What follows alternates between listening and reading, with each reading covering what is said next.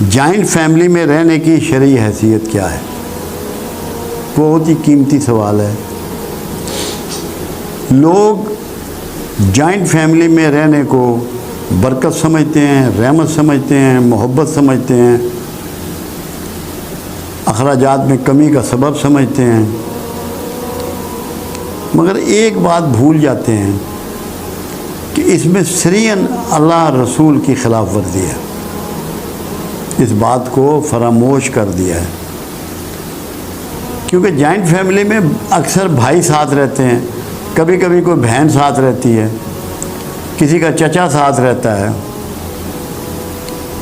شریعت نے جو قوانین دیے ہیں اس کے مطابق اگر 4 بھائی ایک گھر میں رہ رہے ہیں، ان کی ازواج بھی ہیں، ان کے بچے بھی ہیں، پہلے تو دیور کا اور بھابھی کا پردہ ہے شریعت میں۔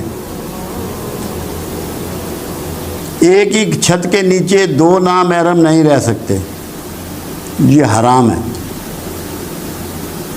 دوسرے نمبر پہ جو دونوں کی اولادیں ہیں، قرآن کہتا ہے چچا کی بیٹی، ماموں کی بیٹی، خالہ کی بیٹی، پھوپھی کی بیٹی سے تو نکاح کر سکتا ہے۔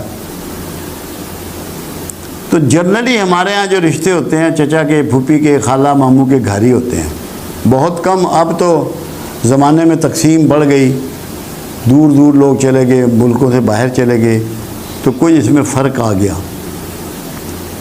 مگر شروع سے یہی چلا آ رہا ہے۔ آپ کی وہ بچی جس کا نکاح اس کے چچا کے بیٹے سے ہو جانا ہے، وہ بھی اسی گھر میں رہ رہی ہے، اور جس سے نکاح ہونا ہے وہ بھی اسی گھر میں رہ رہا ہے۔ اگر وہ اس کا محرم ہو تو پھر نکاح تو نہیں اس سے ہو سکتا۔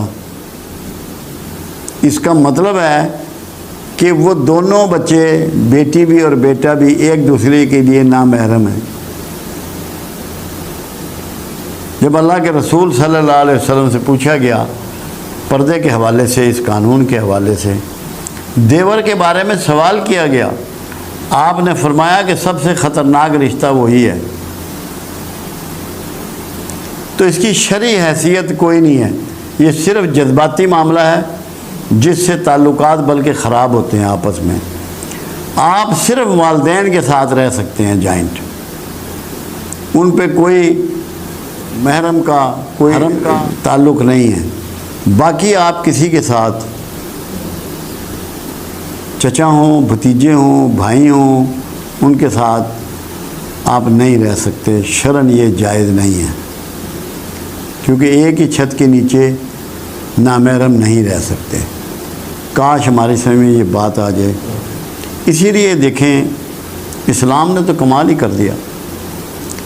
جب باپ فوت ہو جاتا ہے، امیڈیٹلی اللہ تعالیٰ اس کی جائیداد بھائیوں میں، بہنوں میں بانٹ دیتا ہے کہ جاؤ اپنی اپنی جگہ جا کے رہو،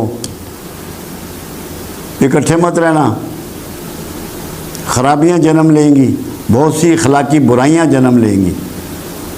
اخلاقی برائیوں سے اسلامی معاشرے کو بچانے کے لیے، خرابیوں سے اسلامی معاشرے کو بچانے کے لیے شریعت نے یہ احکام نازل کیے۔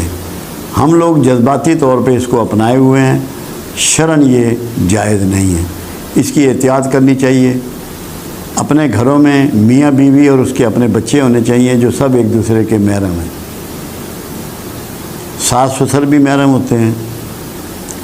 اگر ایک شوہر کے نکاح میں 2 بہنیں ہیں تو وہ ایک بہن محرم ہوتی ہے اس کی، کیونکہ اس سے نکاح نہیں ہو سکتا۔ مطلب آپ دینی طور پہ یہ سمجھ لیں کہ کون محرم ہے اور کون نامحرم ہے۔ بہت سے نامحرم اکٹھے نہیں رہ سکتے، یہ شرعاً جائز نہیں ہے۔ اس لیے اکٹھے رہنے کی کوئی اسلامی حیثیت نہیں ہے، یہ جذباتی تعلق کی ایک بات ہے۔ اللہ ہمیں سمجھ عطا فرمائے۔